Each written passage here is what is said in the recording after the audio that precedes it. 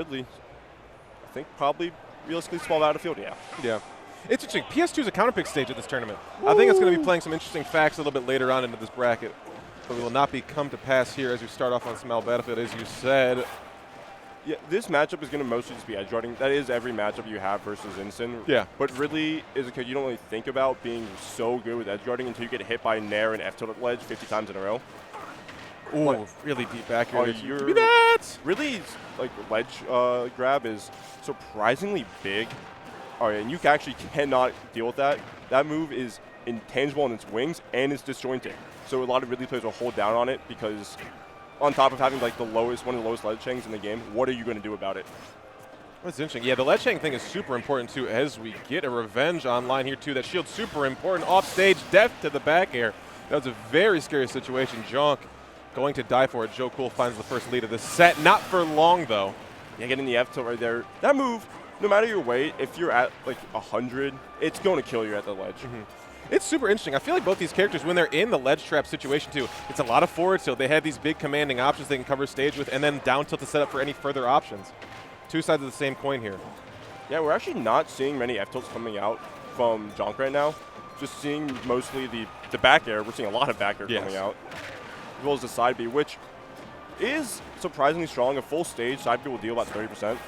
But on top of that, it's also, at some ranges, actually impossible to mash out in. Like if you're above in terms of the damage, you're not mashing out of that. Like, I mean, something we're seeing so much, and I know this is a fantastic option in the character's kit. Down tilt comes to fruition finally to line up that stock. But Darkest Lariat has been a huge option so far in this set. We've seen it so many times just to break up scrambles. Yeah, it's practically it's probably an invincible or an attacking spot dodge. Yeah, it's invincible on startup, has like arm intangibility throughout the entire move, and then it's pretty fast and then hits. Yeah, it can kill also at higher percents. The slight mobility on it too, like you can drift back and forth if you're barely off on spacing. You're not super committed to that one spot. It is pretty good here. It's also just a lot of shield pressure. Yes, that's so true. You can't hold it the whole way through because it will break your shield. And or right there. Poke. Yeah. Talk to him, Nick. I hear you. Oh, this is going to be a lot of damage. Going to have to be something crazy here, too. Find a grab to deactivate that. But using all the jumps we have, that may be it. Yeah. That throw is so strong, too. I think that'll do 20% straight up and killing right there. Obviously, you had the revenge online there, too, so there's no question about it.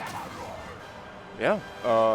Super solid up. About 120, 110 before the throw. What is that noise? Sorry.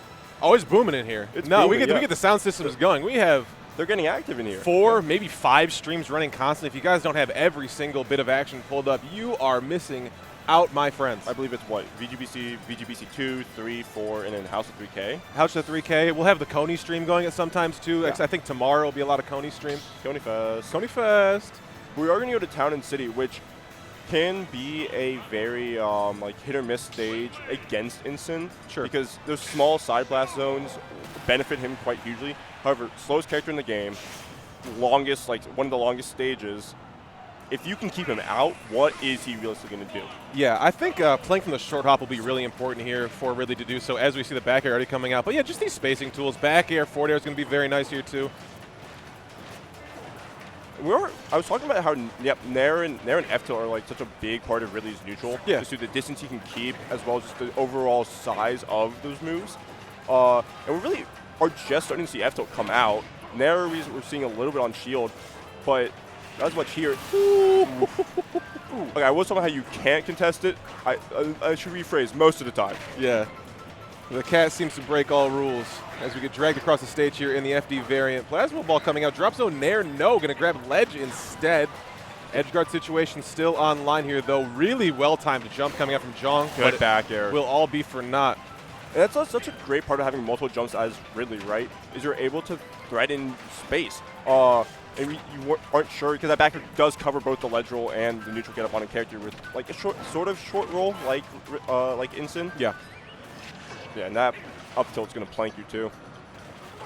Oh, the roll online. Save that option. We had not seen too many rolls coming out from our Ridley friend. Knockdown situation. Give me that forward air. Oh, wanted the air dodge in potentially.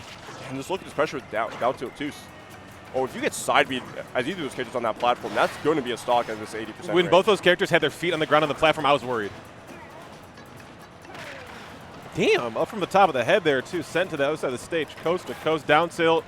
Forward tilt not going to come to fruition there. That's going to kill you. A little bit questionable DI, but I mean, if it takes the stock, you're not going to complain if you're Joe Cool. But another thing about Ridley, we are seeing weird spacing coming out from Jonk. It's because Ridley's bear starts on his body. Yeah. It starts from like the crotch area and it comes all the way back through. So really weird startup to deal with here too. Get up from ledge, just the back throw for it. Let the plasma fly here too. We have a jump still, great tech. Needed that wrong input, dead off the left side.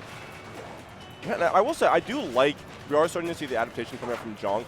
Just knowing that, hey, maybe I do actually have to go out and press a button there instead of just trying to keep a ledge trap going. Especially because the ledge trap isn't really working. And this is super important to note here as well. Best of 3 in these round 1 pools here too. You're accustomed to a lot of tournaments being best of 5 at this point here too, but so many players entering. This could be the winner's side life here.